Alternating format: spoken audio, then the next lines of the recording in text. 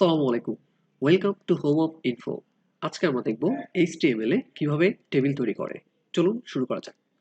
তো শুরুতেই আমরা ভিজুয়াল স্টুডিও কোড ওপেন করে নিব এবং ভিজুয়াল স্টুডিও কোডে অলরেডি আমি একটা ফোল্ডার তৈরি করে রেখেছি এবং ফোল্ডারের ভিতরে অলরেডি আমি একটা ফাইলও তৈরি করে রেখেছি। সেই ফাইলের মধ্যে বেসিক স্ট্রাকচারটা আমরা নিয়ে আসছি।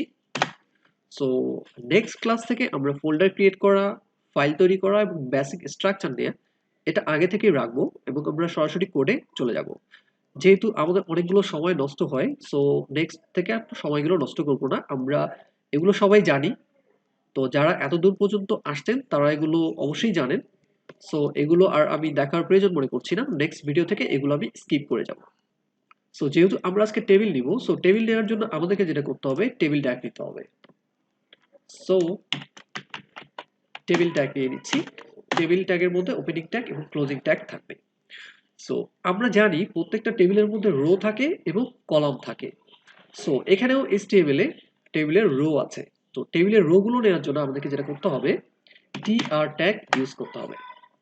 সো tr ট্যাগ মানে হচ্ছে টেবিলের রো। আমরা একটা tr ট্যাগ নিলাম, তার মানে হচ্ছে আমরা একটা রো নিলাম। সো এখন রো এর ভিতরে যে সেল গুলো থাকে বা যে বক্স গুলো থাকে, সহজ ভাষায় আর কি বক্স বলতেছি, তো এগুলোকে নেওয়ার জন্য আমাদেরকে td ইউজ করতে হবে। সো td মানে হচ্ছে টেবিলের ভিতরে একটা সেল।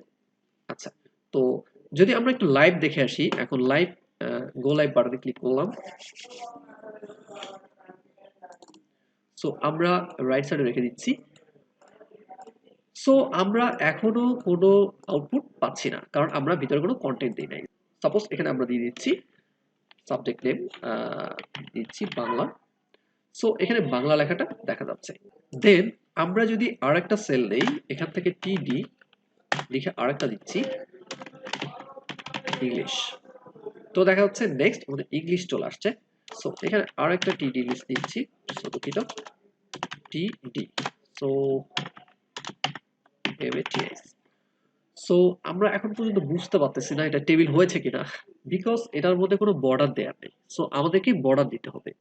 সো বর্ডার দেওয়ার জন্য আমরা টেবিল ট্যাগের ভিতরে আসবো, এখানে একটা অ্যাট্রিবিউট লিখবো, সেটা হচ্ছে বর্ডার। সো বর্ডার যদি আমি লিখে দিই তাহলে অলরেডি দেখা যাচ্ছে এখানে বর্ডার চলে আসছে। সাপোজ আমরা এখানে বর্ডার দিলাম 2। সো বর্ডার 2 দেওয়ার ফলে এখানে আমাদের এখন টেবিলের মতো দেখা যাচ্ছে। সো এখন যদি আমরা আরেকটা রো নিতে চাই, সেজন্য আমরা আরেকটা টিআর ট্যাগ নিতে হবে, তার মানে হচ্ছে table row. So table row এর ভিতরে আবার আমরা টিডি ইউজ করতে পারি। সাপোজ এখানে আমরা লিখতেছি সায়েন্স, দেন সায়েন্স চলে আসছে। সো এখানে আমরা আবার এভাবে টিডি লিখতে পারি। সো টিডি লিখে এখানে আমরা দিলাম হচ্ছে হিউম্যানিটিস। সো এখানে আমরা চাচ্ছি দুটো সেল মিলে একটি সেল হবে। সো সেটার জন্য আমরা কি করতে পারি, সো এখানে যেহেতু এক্সট্রা আরেকটা সেল আছে, আমরা চাচ্ছি দুটো মিলে একটি হবে, সেটার জন্য আমরা যেটা করতে পারি, এখানে আরেকটা অ্যাট্রিবিউট আছে, সেটা হচ্ছে কল স্প্যান। কল স্প্যান যদি আমরা 2 দিয়ে দিই তাহলে দুটো মিলে একটি হয়ে গেছে। সো এভাবে কল স্প্যান ইউজ করা হয়।